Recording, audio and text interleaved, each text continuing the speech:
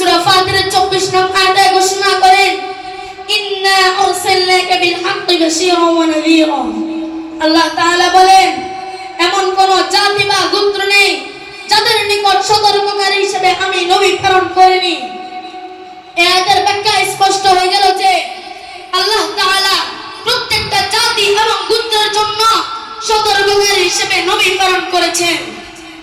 তারা আরো বলে, নামাজ, রোজা, হজ, যাকাত এগুলো কোনো ইবাদত নয়, এগুলো হচ্ছে সেনাবাহিনীর প্রশিক্ষণ। নাউযুবিল্লাহি মিন যালিক।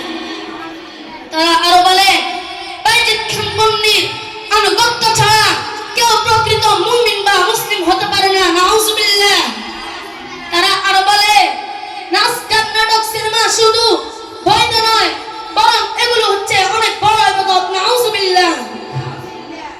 হিজবুত তাওহীদের বর্তমান নেতা কাফের হোসেন সেলিম, তার জন্ম 1972 সালে 28 নভেম্বর নোয়াখালী জেলার সোনাইমুড়ি উপজেলার বড়করা গ্রামে সে জন্মগ্রহণ করে।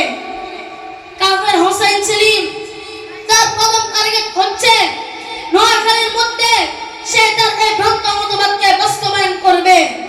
আমি তালিম সুন্নাত এমস থেকে তার তহিন কণ্ঠে এবং স্পষ্ট ভাষায় কাফের হোসেন সেলিমকে হুঁশিয়ারি করে বলে দিতে চাই, কাফের হোসেন সেলিম, তুমি সবচাইতে বড় ভুল করেছো নোয়াখালীকে প্রথম টার্গেট করে।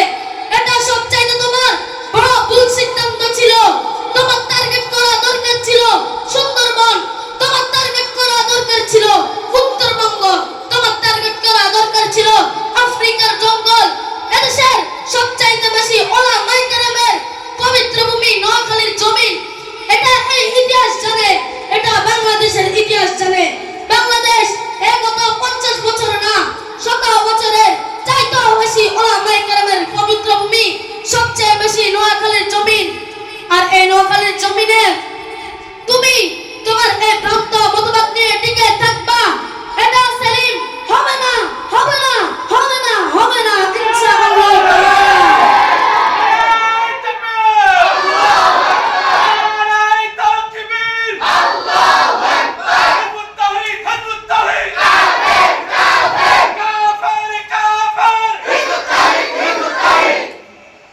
আমি আবারও তালিম সুন্নাত এমস থেকে কাফের হোসেনকে হুঁশিয়ারি করে বলে দিতে চাই, কাফের হোসেন সেলিম, তুমি তো আকাশ দেখেছো, আকাশের বিশালতা দেখোনি। তুমি তো পাহাড় দেখেছো, পাহাড়ের অবিচলতা দেখোনি। তুমি তো বাঘ দেখেছো, বাঘের গর্জন শুনোনি। তুমি তো সাগর দেখেছো, সাগরের তলদেশ দেখোনি। তুমি তো কওমের সন্তানদেরকে দেখেছো, তাদের ঈমান শক্তি দেখোনি। আমি বলতে চাই, ও খালিদ বিন ওয়ালিদের উত্তরসূরিরা, ও মুহাম্মদ বিন কাসিমের উত্তরসূরিরা, গাফলাতির চাদরকে ছুঁড়ে মেরে আবার জেগে ওঠো। হিজবুত তাওহীদের এই প্রান্ত মতবাদকে প্রতিরোধ করার জন্য কাদের প্রয়োজন হবে সেটা আমার জানা নেই, তবে হিজবুত তাওহীদের এই প্রান্ত মতবাদকে প্রতিরোধ করার জন্য আমরা কওমের সন্তানরাই যথেষ্ট ইনশাআল্লাহ তাআলা।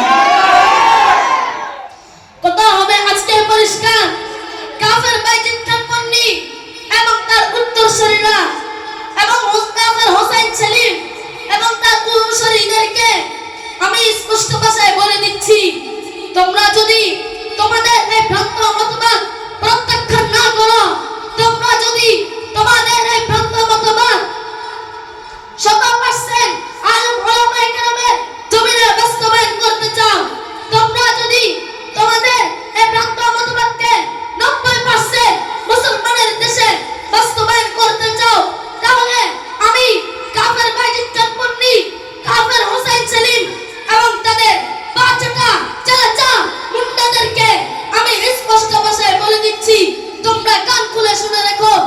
আমরা যদি রাজপথে নামি, তোমরা এই বাংলা জমিনে ঠাঁই পাবে না, ঠাঁই পাবে না, এবং এই বাংলা জমিন থেকে তোমরা পালাতে বাধ্য হবে ইনশাআল্লাহ তাআলা।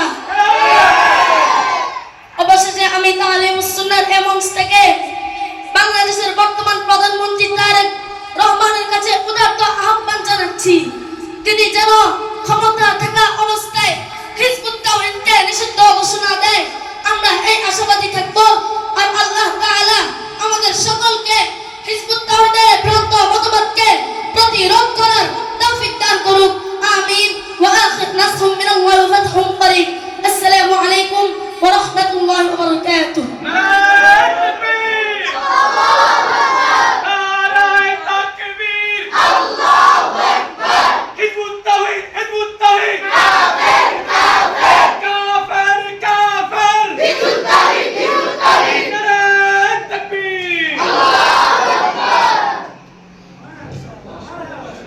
মাশাআল্লাহ, অত্যন্ত চমৎকার বক্তব্য দিয়েছেন, জ্বালাময়ী বক্তব্য দিয়েছেন মোহাম্মদ সাঈদ বিন আব্দুল্লাহ। আমরা তার উজ্জ্বল ভবিষ্যতের জন্য মহান মালিকের দরবারে দোয়া করছি, মহান আল্লাহ তাকে এ বাংলার রাহবার হিসেবে কবুল করেন।